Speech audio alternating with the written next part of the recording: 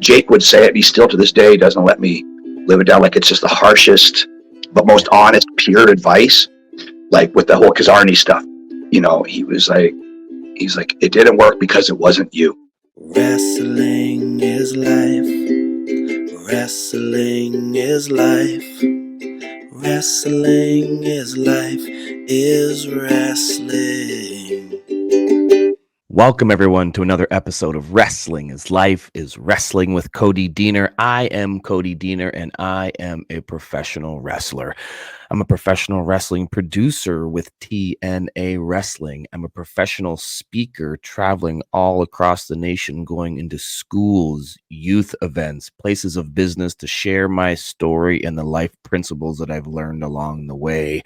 I am also a father to 4 awesome kids and a husband to 1 very beautiful wife, and this is my podcast. If you are coming back for another episode of Wrestling is Life is Wrestling, welcome back. I appreciate your dedication and your viewership, as well as you rating, reviewing, subscribing.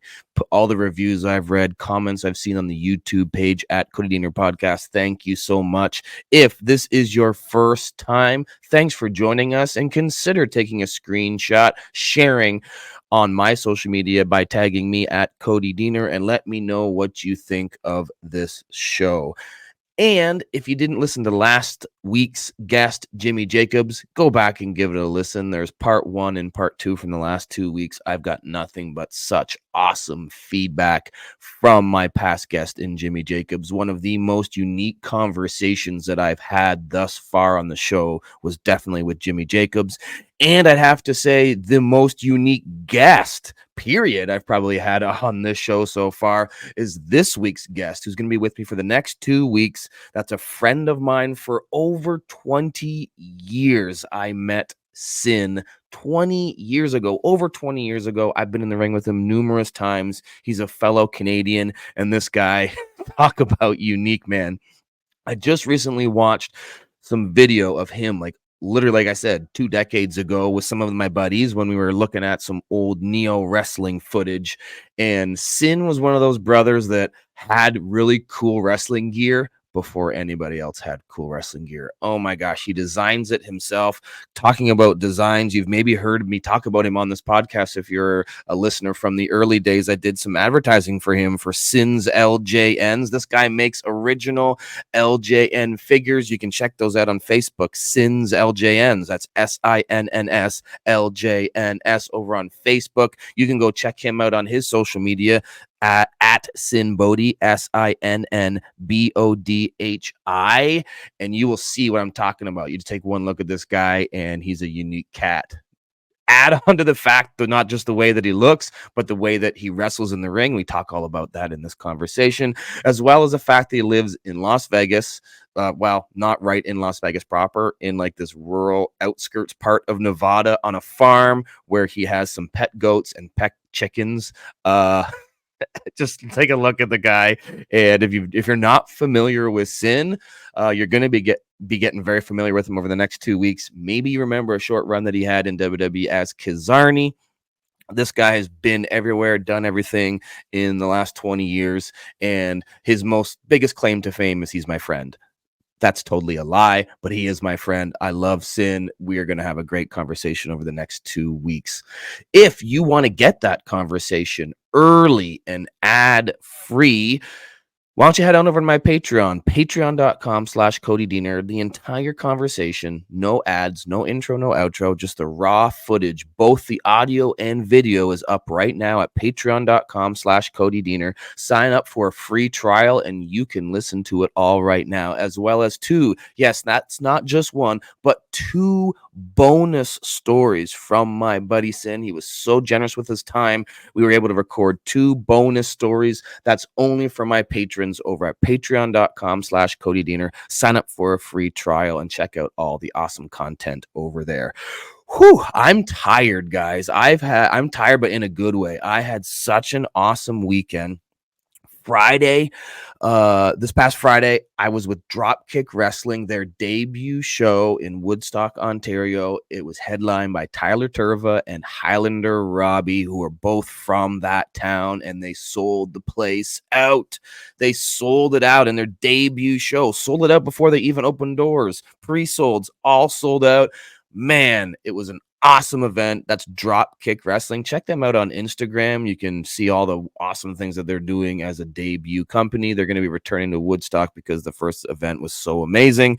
They're going to be coming back in September. I will be there. And then I followed that up with my successful title defense with earlier mentioned Tyler Turva at Crossfire Wrestling in St. Catharines on the 16th, successfully defending our newly won Crossfire Wrestling Tag Team Championship. That was my weekend. It was amazing. It was awesome. I'm super tired, but hey, man, the ball keeps rolling. This weekend, I will be in Philadelphia at the EC Dub Arena, also known as the 2300 Arena, but any old school wrestling fan, you're not going to call it the 2300 Arena. You're going to call it the ECW Arena. That's coming up on the 22nd and the 23rd. So that's tomorrow. If you're listening to this when this drops on Thursday, tomorrow, Friday, Saturday, I'll be in Philly. And if you also listen to when this drops Thursday, if you're listening to this on the morning of Thursday, then watch TNA Wrestling tonight. If you just go to tnawrestling.com and you can see where you can watch the show all across the world, doesn't matter where you are, Canada, United States, UK, India, doesn't matter where you are worldwide, you have access to TNA Wrestling. And I've done some soul searching the last couple weeks, really, and I got some things that I need to get off my chest that I think if you're a listener of the show, you're going to find quite interesting. So watch TNA Impact tonight. And after you hear the words that I have to say, let me know what you think. Again, that's at Cody Diener on social media. If you want to support this podcast, I would love you to support my sponsors. Number one sponsor is Rest When Dead Clothing. That's restwhendead.ca online or on Instagram at Rest When Dead Clothing. I have been selling a massive amount of Rest When Dead gear at my shows. This past weekend at Dropkick Wrestling and Crossfire Wrestling, I sold a boatload of Rest When Dead gear, including this t-shirt you can see behind me if you're watching this on YouTube at Cody Diener Podcast. This signature series Cody Diener shirt, man, I only have a couple left. I got to get a new shipment coming in. I got a new shipment coming in of these hats that I'm wearing if you're watching right now on the YouTube channel. I got to restock, man, because they're selling like crazy. But if you want to get some online, because you're not going to be seeing me at the merch table at a show, head on over to restwhendead.ca. Check out the entire collection there. Other ways you can support is by going to cameo.com/Cody Diener. I would love to send you or a loved one a cameo specialized and personalized just for you. You can also support this show by getting a Wrestling is Life is Wrestling t-shirt. It's easy for me to say, t-shirt over at prowrestlingtees.com/Cody Diener. And I got a whole whackload of different designs there. Again, that's prowrestlingtees.com/Cody Diener. If you want to book me on your show, you can go to book Cody at CodyDiener.com, book Cody at CodyDiener.com, and I can come to your wrestling event. If you want to book me for a speaking event, you can go to ChrisGraySpeaks.com. That's Gray with an A, ChrisGraySpeaks.com. Go to the booking page, fill out the form, and you can check out everything I'm doing in the speaking world and bring me to your upcoming event, whether it's at your school, place of business, anywhere and everywhere of people that need some motivation and an inspiring story and some important life principles, some that we're going to be learning today in this conversation. I will bring that to you wherever you are. Go to chrisgrayspeaks.com and you can see what I'm doing in the speaking world. Now, this week's guest, my buddy Sinn. Like I said at the top of the show, this guy, he's unique. I don't know what other word to use to describe him other than unique. And I don't want to go on for the next 2, 3, 4, 5, 6, 7, 8, 9, 10 minutes talking about him, even though I could because I've known him so long. I think we just need to get to this conversation and you will see right away that he is an insightful dude. He's a thoughtful person and he's got a lot to say about the current state of professional wrestling and how he thinks things should be done in the squared circle. And then we also discuss not only our philosophy of how we think wrestling should be viewed and portrayed, but how that connects to our philosophies on life and how life operates and how that connects to professional wrestling. Because again, as always, this is Wrestling is Life is Wrestling, and we learn a lot about wrestling. We learn a lot about life from this conversation with my very talented friend Sinn. So sit back, relax, and listen to my friend and definitely soon to be yours. This is part 1 with my buddy Sinn.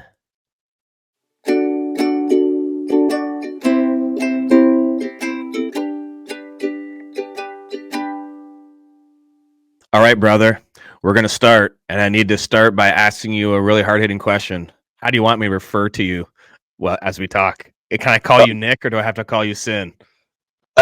You could call me whatever you want. I'll kind of leave it. I'll leave it up to you to go where you want to go. I think I mean, maybe this is maybe something we could chat about on a thing, I guess. But how Adam insists on he is Adam. Like unless he's performing, he was like Edge, and not even Edge anymore. Or Jake is the opposite. Jake is like 99.9% Jake and 0.1% Aurelian Smith.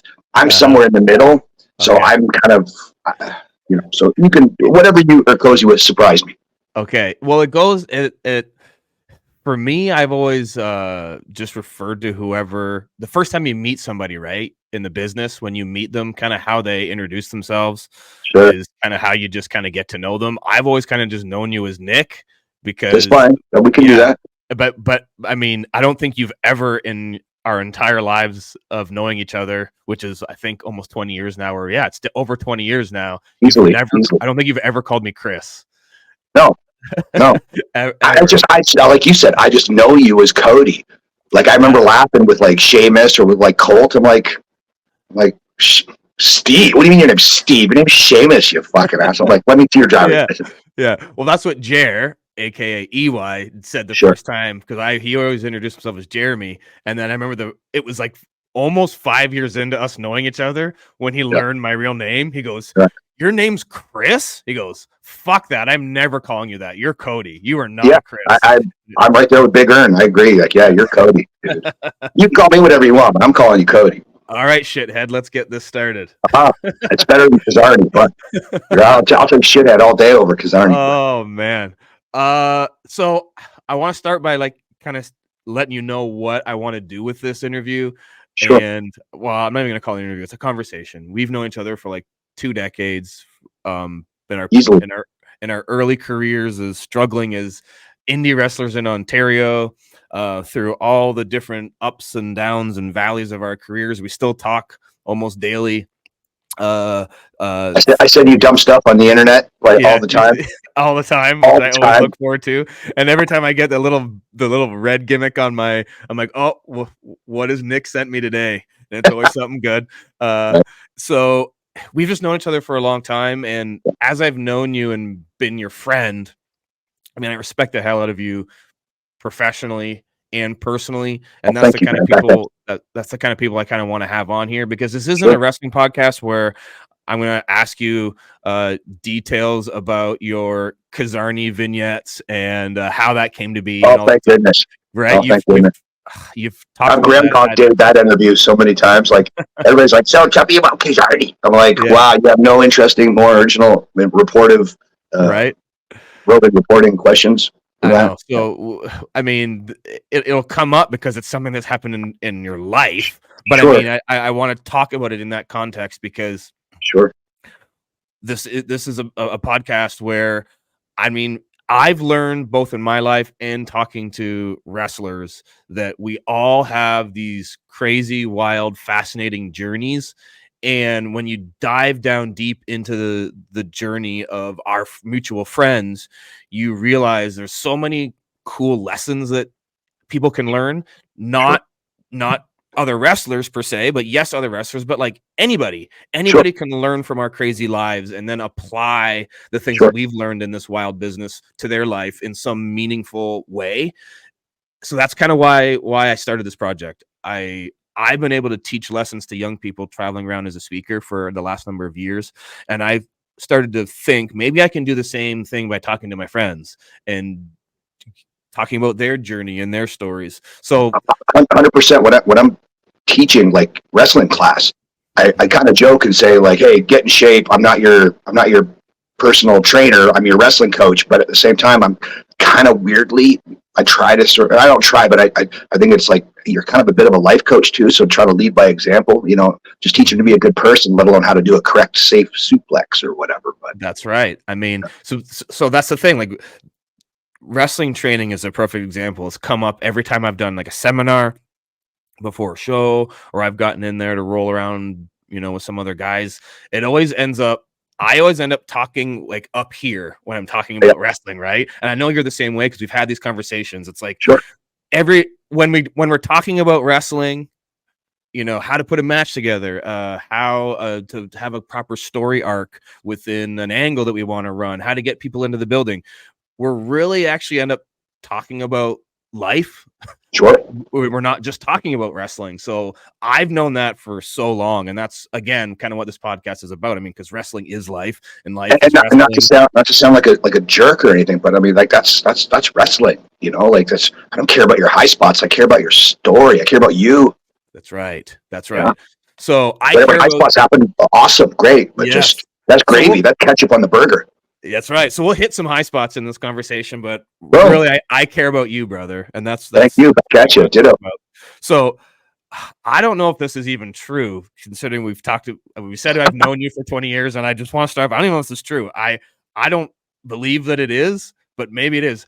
Are you freaking 50 years old? I am. Well, it's the internet. As the teeny boppers would say, like when they just turned 16 so they could drive, or they just turned 19 or 21, depending on where you live, if they could drink. I'm 50 and a half. Okay. So you started wrestling when you were 27? You debuted in like 2000, right? No, I started when I was 25. Okay, so when you were 25, so that's late. I started when I was 18, so you were in your 20s. So on that, it was weird because like I was like a martial artist since I was a kid. So I kind of would joke and say like, was it? Got to do the math on this.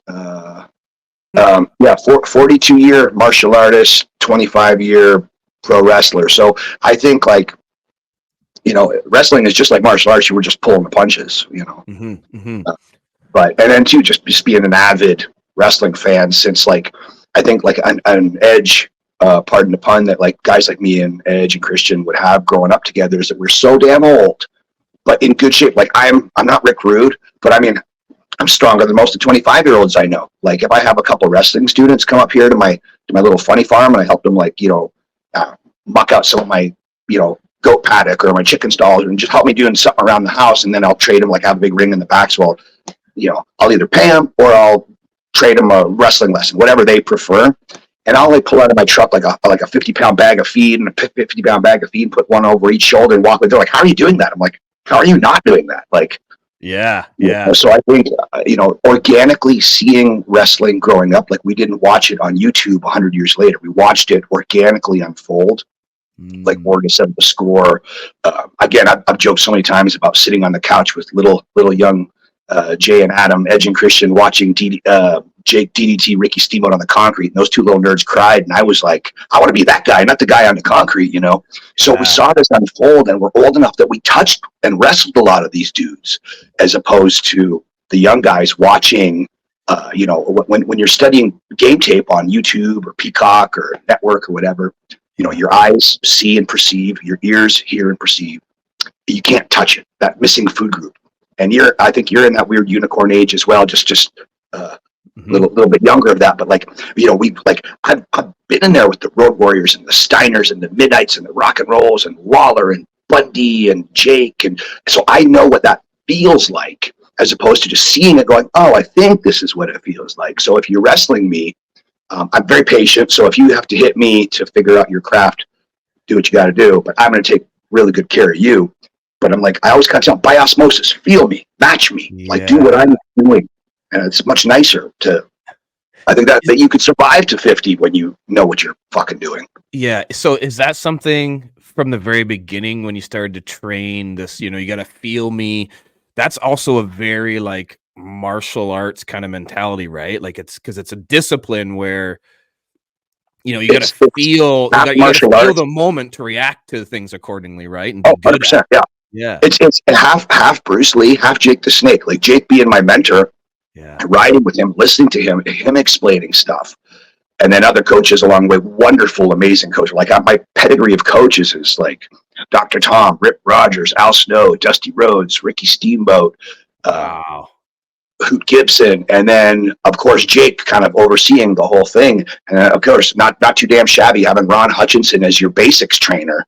Not too damn bad. I mean, his basics mechanics are as good as anybody's. Mm-hmm. So, like I remember riding with Jake at very first, like when we first started hanging out together, and he's like, come on down to Fort Lauderdale. We'll travel together. We'll wrestle. We'll tag. I'll watch you wrestle, and I can give you critiques and get you ready for Vince. And he kind of prefaced right in our very first road trip. He's like, look, I know what my brain could do. Everybody knows blah blah blah, master psychology, blah blah blah blah blah. I want to hear what you think, and I will tell you why an idea is good, not so good, and how to make an idea better. But I never not want to hear what you're thinking. And that really sort of paralleled with like the whole mentality of like the Bruce Lee, like the Jeet Kune Do. Always keep an open mind. Everything is a weapon. Be water. Water is so fluid and versatile. Water can smash rock, or water can whittle through the cracks. So I always just thought like that. And as a martial artist, as a tournament fighter, as a bodyguard, as a bouncer, you kind of learn what really for realsies works. Then you combo that with all the stuff you watched from a kid, watching Roddy Piper and Jake and all these guys, and you just sort of form and forge these ideas. And reality-based sports entertainment, all this smushed, everything's all smushed into a big hornet's nest. Like I'll laugh sometimes. Guys like, "What's your comeback?" I'm like, I don't know. How do you plan for that car wreck you're going to have in 13 minutes down the street? You got to feel what's going on and see, like, is Cody laying over here? Is Eric Young laying over there? Where is Eric Young up? Is he about to kick my ass? Am I about to kick his ass? Is my leg hurt? Is his leg hurt? Is this, that? All the factors. So, like, I like to spend my time in the back talking about moments, like a classic, like a 1950 style of high spot, like a high point in the match. This high spot to be damned. We could go say, hey, if you have a Cody Diener driver number 6, let's fit it in, bro. We'll set the table on it. We'll get to it wherever it needs to be got. And then for TV, of course, we can put stuff wherever we need it just to fit the commercial breaks and the blah, blah, blahs, and where they're going to do the recaps, and they're talking about The Rock coming back. So we have to have a little double down so they could talk about The Rock coming back, and they could talk about Cody's story and all this stuff. Fine. So mapping out some of those convenient life moments, great. But long story short story long, I like to talk about as little as possible so it is organic as possible. Yeah. Is that a way? So you've always struck me as a fascinating person. Oh, shucks. Go on. Period. Like, period point. Like, your willingness to, like, I'm going to go live here. I'm going to go travel here. I'm going to just try this thing. And listening to you talk about how you structure a match where you're like, I'm going to let things organically happen. I'm not going to plan things out because I don't know what's going to happen in the moment. Is that the same way you've approached planning your life? Are you like, I don't know where I'm going to be at that moment, so fuck, we'll just try it and we'll go here and just do it? Is that kind of exactly the same way you operate? A little bit. I kind of joke and say I'm an old school wrestler, man. I've gotten over in every club mentioned in every Motley Crue song, and I was like, I just go out and give her, as a good friend of mine would say, up in the snow, But yeah,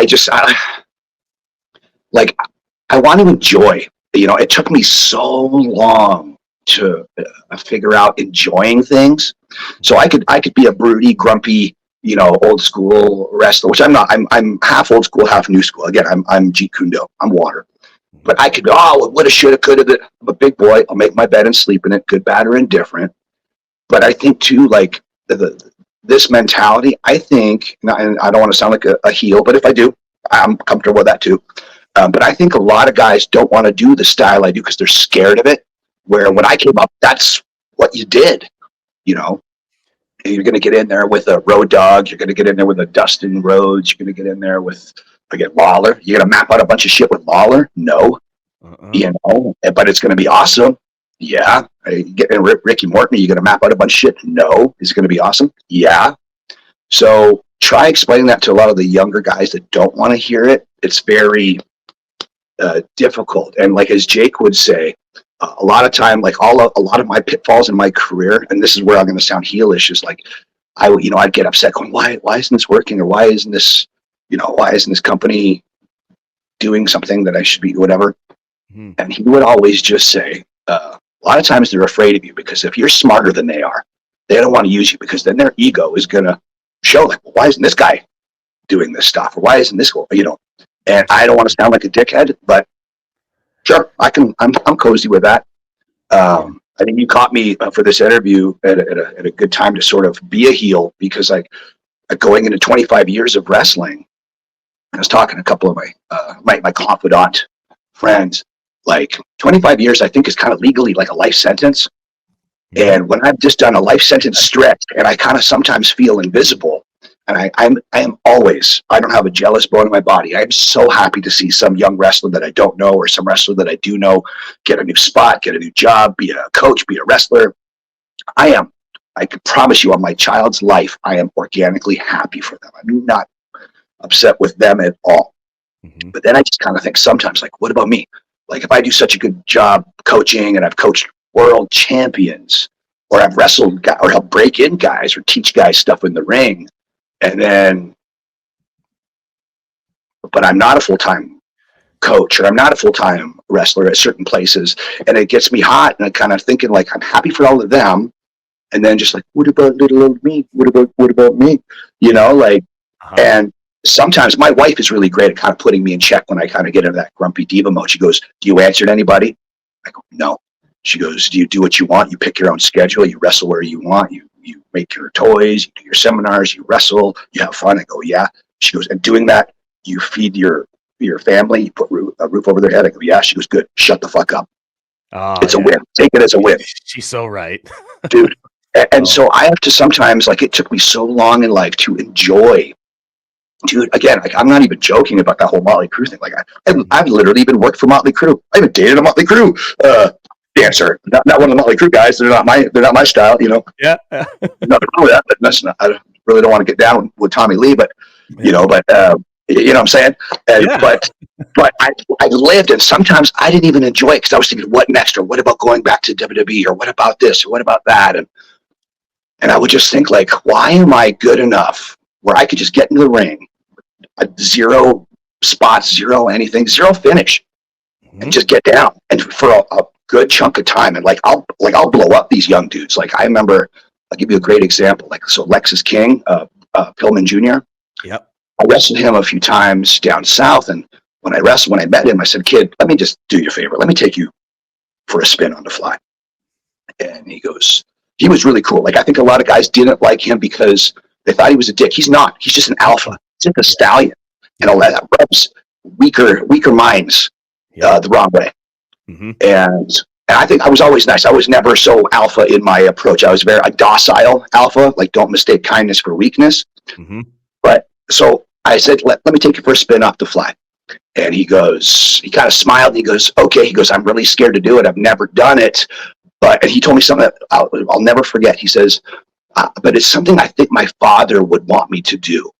And I thought that was really cool. And he goes, I've never done it. I half did it one time with Sean Spears. I go, cool. I helped break in Sean Spears. And he goes, let's go, brother. Yeah. And we went for about 20 minutes. And we come in the back, and he's a stallion. Like he's half my age. He's in better shape to me. I'm in working shape. And like I'm strong, and I'm bigger than he is. Like I'm 6'1", 245 pounds. But he comes in the back laughing.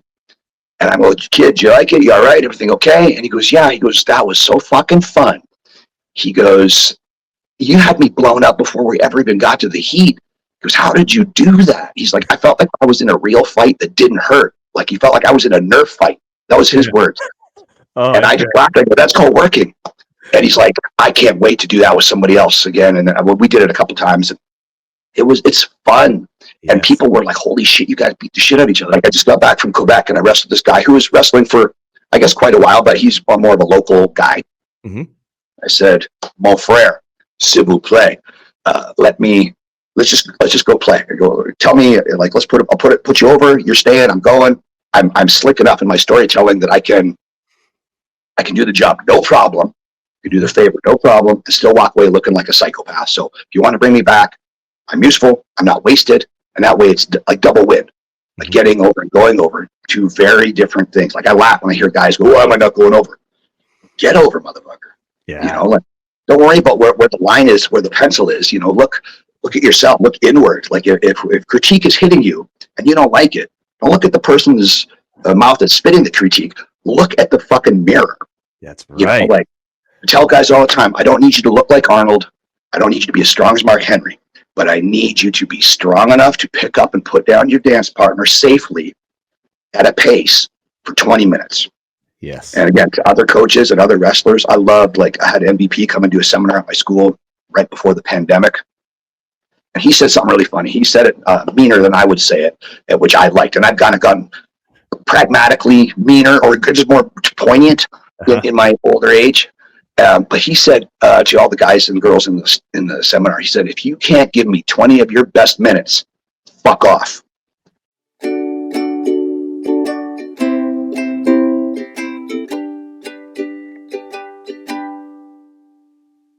I want to take a pause from this conversation now to tell you about a very special and exclusive release happening over at restwhendead.ca. And that is the release of the Jesse Scott Rest When Dead Fighting Spirit t-shirt. Jesse Scott is not just a friend or a colleague of Rest When Dead, but he's truly a member of the Rest When Dead family. He's been a friend of the president of Rest When Dead, Aaron York, since high school. He was the very first person to support Rest When Dead with the very first online order. The first online customer for Rest When Dead was Jesse Scott. But his connection to Rest When Dead goes deeper than that. He is my friend and was there the very first day that I started wrestling school. I started wrestling school because Jesse Scott decided to start a wrestling school and start a wrestling promotion called Fighting Spirit Pro Wrestling. He created a platform for individuals like myself, Eric Young, Sean Spears, and fellow Rest When Dead athlete Crazy Steve. None of us would be where we are today in the wrestling industry if it wasn't for wrestling promoter and fellow wrestler and Rest When Dead family member Jesse Scott. But Jesse Scott has a very different, unique, and difficult challenge ahead of him right now, because Jesse Scott has recently been diagnosed with cancer. Jesse Scott has always been someone who displays a fighting spirit both in and out of the ring, and we know that he will display that same fighting spirit for the challenge that he has ahead of him.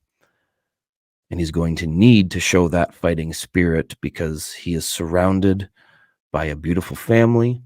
He has a wonderful wife, and he's also the father to 3 young boys. And in light of the challenges that are posed by Jesse's new circumstances and his wife's decision to prioritize time at home with Jesse and the kids, Rest When Dead is proud to introduce the Jesse Scott Fighting Spirit signature tee. Rest When Dead commits to donating 100% of the profits from this shirt to Jesse and his family to aid with their expenses with this challenge that is ahead of him. Furthermore, 50% of the profits from any additional Rest When Dead merchandise that's purchased in conjunction with the new Jesse Scott signature shirt will also be allocated to support Jesse and his family. So head on over to restwhendead.ca and consider supporting an amazing family man and a proud member of the Rest When Dead family, Jesse Scott.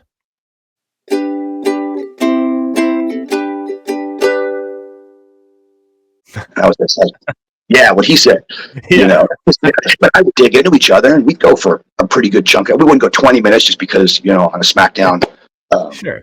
a live event, there's other, you don't want to piss off whoever else on the card. Yeah. Yeah. But I mean, we would go, and I fully believe that. And so, going back to the Quebec story, great show, really nice guy. Wrestled his name was Big Steve, and I wrestled him in Quebec. Okay. NSPW, North Shore Pro Wrestling. Yeah, I've heard of them. Right on. He's a wonderful guy, big enough dude, and he was very respectful. And I think he was like looking forward to this match. I think he's, which I was very flattered by. And I think he was just surprised at my approach. I'm like, look, let's just tell me a couple things you want to do. I'll make sure we set the table on it. You don't have to remember anything, because anything that you do have to remember, I'll just call it out so you can just react. And again, to go to another friend, another coach, Kitaro, he would always say, the more you can get on instinct, it frees up space so you can think. So like if I'm teaching in a basics class and I'm teaching you how to put a hammerlock, I literally have to kind of think about it and unatrophy those brains, because I'm just, boom, and I'm into the hold, and I have to say, okay, you have to put the left hand on the you put the right hand, and all this stuff. Maybe for steering purposes, I kind of like my right thumb into his left palm, no daylight in the chest and the shoulder blades, blah, blah, blah. And so, but I have to think about it to explain it, because I'm so on instinct, which gives me so much thinking room. Organic, so I can look around. But where's Cody Diener selling to? Where's he feeding to? What can I do? While on the outside, I'm all booga booga, but on the inside, outside Sinn, inside Nick. He's going, what's he giving me right now? What can I? I've never jumped into this much detail in any of the conversations I've had about making this connection between how similar planning a match can be to planning your life, and all of the how those interconnect. Like, sure. And you're everything you're saying is firing all these like ideas in my mind of ways we could take this conversation. But one of them is like, I think some people plan their life based out of fear.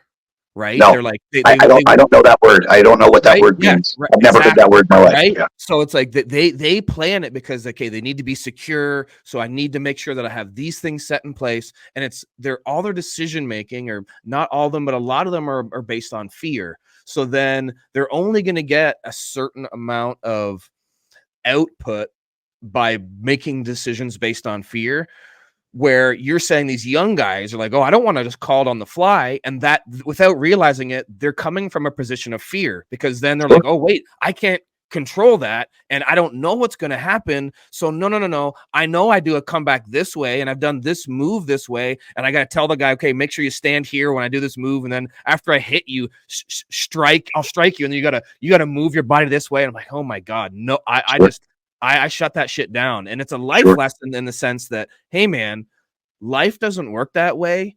We're not gonna plan this based on fear, because if we do that, you know what kind of reaction you're gonna get from the audience. I mean, you think you do, because it's gonna be the same reaction you got last weekend when you did it. How about we try this new thing? Let's see where this goes. And every time I've done that with a young wrestler, they come back with that same big smile that, Brian Pillman Jr. had on his face. Like, oh my God, I can't do that every again. Time. Yes. Every time. And one of the number one things I get from young is, man, that's the best match I've ever had in my life. And it's like, and I have to explain to them, hey man, it's not because of me, the vet, carrying you, so to speak. It's because you allowed yourself to be in the moment, experience something new, react rather than act, respond accordingly. And man, life is so much the same way. You're saying about being scared to take a chance or this, that. But also, if you kind of look at it a step back on the same path, and really, like, I'm, again, like Jake, I'm devil in the details, and I think you being a producer and a wrestler, like me and 15 different coaches daily send each other stupid shit online. Sometimes it's very clever, sometimes it's just ridiculous, whatever. But like, if you really like, again, it's like, as D'Lo, another great coach would say, like, just because I don't put something over doesn't mean I didn't see it or notice it. And like, when I look at these guys, I try to be polite. I don't want to make anybody uncomfortable or whatever, but I fucking see you, man. You know, and I just see, you know, when you make decisions from fear and from ego, you're cutting your nose to spite your face. And I don't have any fear. And for a wrestler, I have a very, very, very small ego. I really don't think with my. If I did, I'd been saying some of this stuff maybe a long time ago, you know. Yeah. And I'm maybe too also just a slow learner or something, but I'm always learning. I'm always trying to be better. Like, people go, "Oh, you look like Spalding." I'm like, "Whoa, did you come up with that all by yourself? You're so clever. You're so creative." Like, yeah, I get that I'm a guy with a shaved head and clown paint, so Spalding is an easy leap. But for me, it's more of like a Ultron. I'm a satellite, and I'm flying around just accruing knowledge and coming back meaner, smarter, and more durable. And like, so I was talking to Edge the other day, Adam Copeland for the you know, whoever. And he was just like, "Man, I watched that promo for your it wasn't for the Quebec show, it was for the I did a show in Orlando for Atomic Legacy Wrestling," which is the whole thing. Right. And he's like, "Man, that was so good." He's like, "You sound so fucking straight on murderer because you're creepy. You're not like a caveman. You're so clever. And you say one little funny thing, a couple clever things, and everything else is so deliberate." Like, I'm not a booga booga, I'm going to get you all grrr. I'm like, you know, "Cody, I see exactly what you're doing. I know exactly what you are." You know, that's not pro wrestling to me. I tell guys, don't even watch pro wrestling to be a pro wrestler. Watch life. You know, go watch movies, read books, read poetry, look at billboards, listen to songs, look at read comic books. You know, like, and again, from your real life stuff, I think that's why Edge is a good wrestler. I think that's why I'm a somewhat half decent wrestler. Is like, we bounce together. Like, we've been in massive bar brawls together. You know, like, he has saved my life. I have saved his life. You know, I remember we were in this, it had to be a 20, 30 man bar, but like the whole bar just went bonkers. And I had this long ponytail. And I remember I was fighting and I was hitting whatever was in front of me. And I felt my head get tugged back. And I was kind of going, and I was leaning over some other body that was behind me. And I felt like I was going to get tipped over, ass over tea kettle.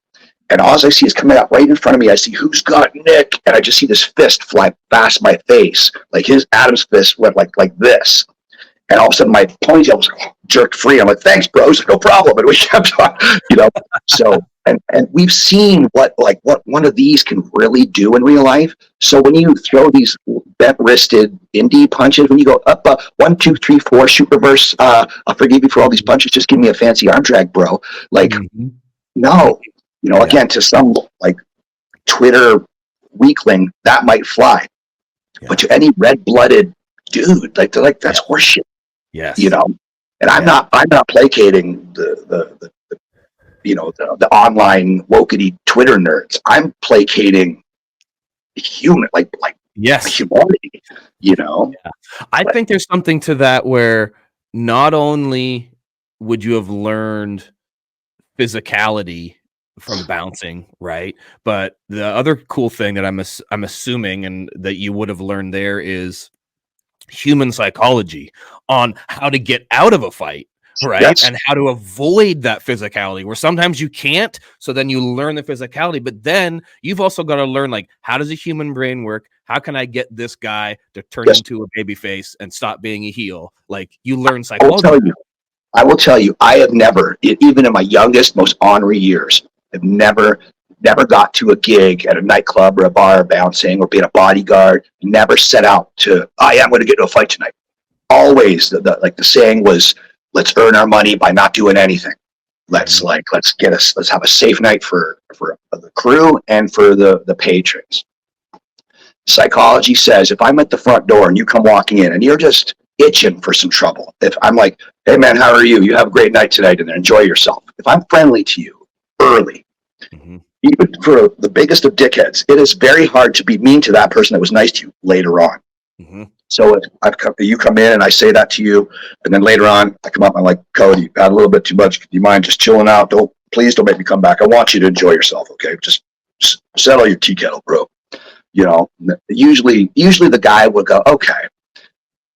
So there's I'm very like I'm old school martial arts. I'm Miyagi Do, not Cobra Kai. Like I would use my powers for good, not for evil. Right. You know, and again having such great friends like Adam and Jay, and again Johnny and John. There's the five of us that grew up together. We all kind of, me and Adam and Jay have always communicated quite frequently, but like we just fell out with the other two, and we actually all were in the same place for a terrible thing for Jay's mom's funeral, but it was also silver lining wonderful because we all got together. Now we all have our little group chat and we all giggle and send each other stupid shit and all that stuff. So, but I mean, being with those guys, they probably saved my life as far as not just physically, but I mean mentally, just having such a great babyface support system like Adam and Jay and Johnny and John.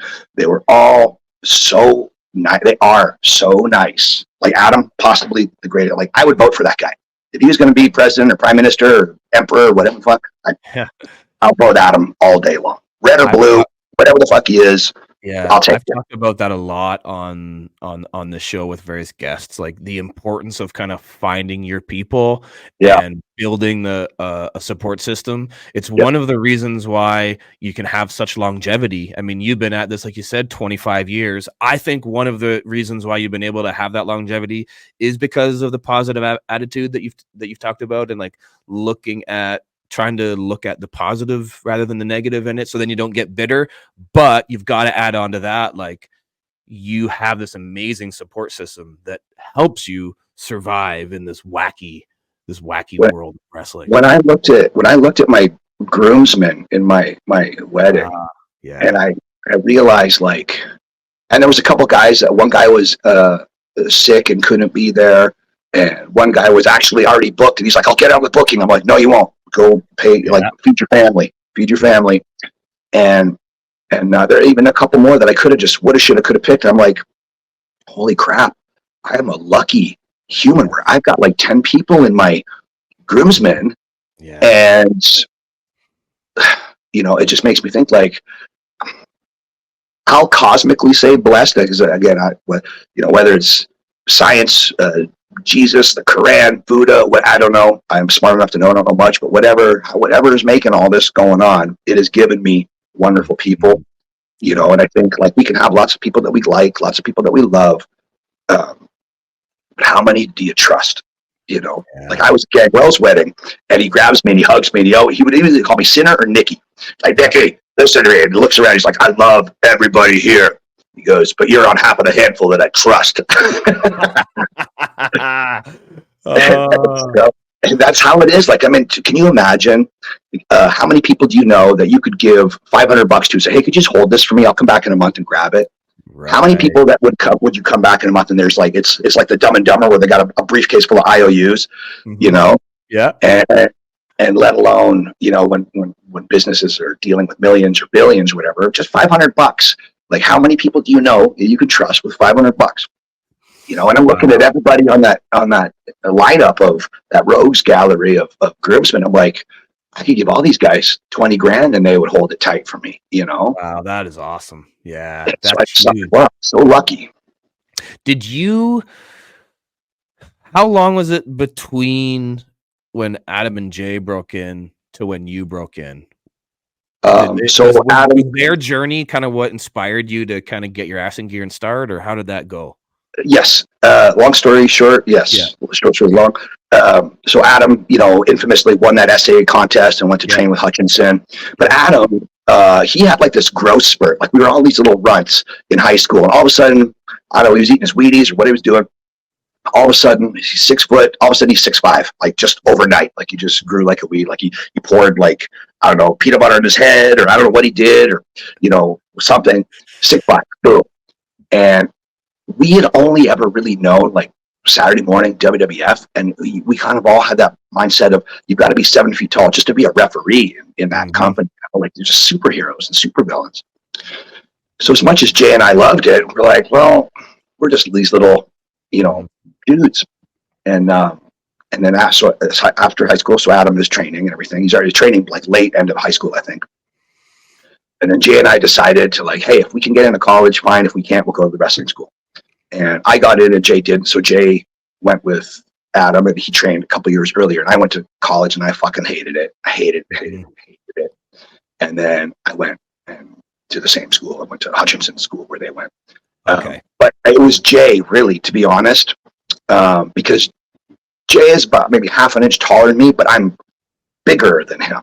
Mm-hmm. And I just thought if that pipsqueak can do it, then I can do it. Otherwise, I was thinking we all needed to be Big John Studd if we were going to do this, Right, yeah. And we didn't really know there was really no cruiserweight stuff, or you didn't see any lucha stuff like in the magazines that we would look at in Orangeville, Canada, Canada. It was just all like the smallest guys I ever saw in the magazines were Rock and Roll Express. And those fucking guys are 6'1", 240 pounds, Mm. So like when I met them in real life, I'm like, holy fuck, these guys are huge. I thought they were going to be these tiny little teeny boppers, and they're giant grown ass men. Yep. And so, but so long story short, I'll say that if it wasn't for Jay, if it wasn't for Christian going, I might not have ever gone to do that. And then,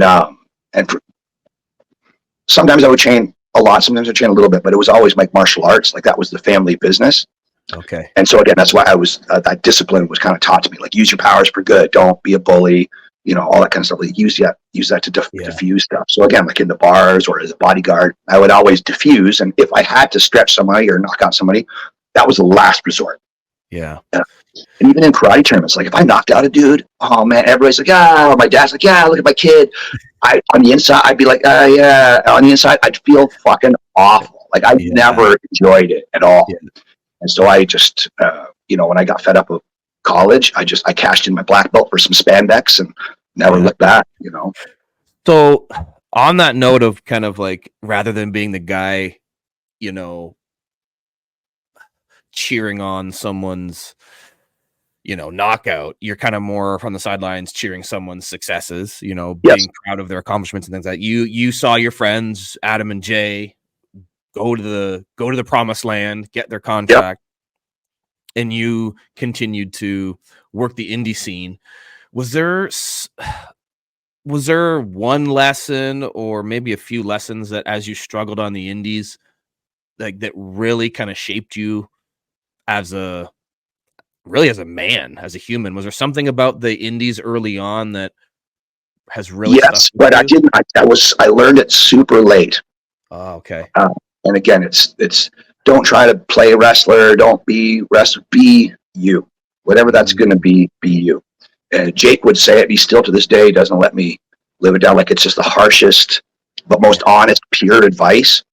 Like with the whole Kazarni stuff, he's like, it didn't work because it wasn't you, and you listen to other people. He goes, listen to you. Like if you fuck things up as yourself, fine. At least you knew you tried 100%. And if it wasn't in the cards, it wasn't in the cards. Because, but if you're doing everything to make everybody else happy, and you fuck it up, then that's shame on you. And so he doesn't shy away from reminding me of that at all. He would say in the same breath, he goes, and it's this is my championship, one of my mental championship belts, to have Jake the Snake say, you are the most creative man I know. And he goes, I'm a distant second to you. He goes, I just had the opportunity to show my creativity. You didn't have that opportunity. You got, cock-blocked so many times. And again, because they're scared of you, or they just don't understand you because you're thinking on a whole other level. Mm-hmm. And I'll shamelessly this is Jake the Snake telling me this. I'm like, that's awesome. Thank you. So I think what you're telling me is that's code for I'm going to die poor. And he goes, you're fucking right, brother. But yeah, so the advice is just don't be the 8,765th dude in sparkly kick pads doing 3 clothesline comebacks. Be the first you. Yeah. Like let's psychoanalyze my lovely host here. Cody Diener is 6 feet, 200 pounds. He's athletic, but there's other guys bigger, faster, stronger that can do other stuff. So why is Cody Diener so popular? Why is he so over? Because he's the first fucking Cody Diener. He's not the 8,700 guy in sparkly kick pads. Yeah. Doing three. I bet you haven't done a 3 clothesline comeback in 100,000 years. It's true. Put good Yeah. money in it, right? Now, Yeah. I'm gonna put all my Canadian pesos on it, all my Bitcoin, all my whatever. I'm saying I don't think Cody Diener's done a 3 clothesline comeback. So that's good. That's such good life advice, man. And it goes to that another level too, where not only is you being you gonna help you be successful, right? Because like Jake said, you just got to be you, and the reason you're failing is because you're not being you. Not only that, when you do find success because you're you, the authentic self, there's an unspeakable, I can't even describe how satisfying that is, right? Yes, Because yes, but you have to be comfortable to know the difference between happiness and success.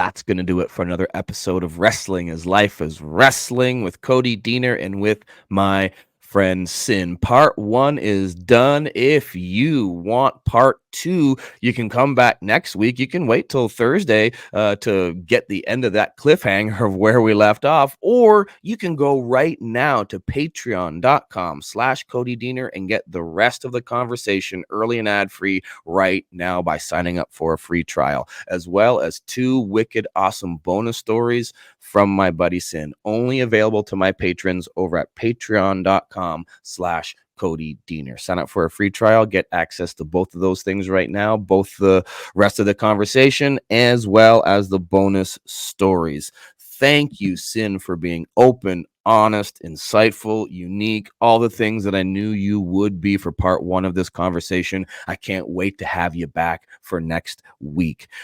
Talking about my buddy Sinn, let's support him. I appreciate you supporting me. I want you to support our guest too. So why don't you head on over to Facebook, facebook.com/SinnsLJNs. That's SINNSLJNS. I'll put the link in the show notes, as well as a link to his Twitter and Instagram, which is at Sinn Bodhi, SINNBODHI. Go check out his LJNs. You can order a custom LJN of yourself. He'll make you as a LJN figure. It's custom. It's just for you.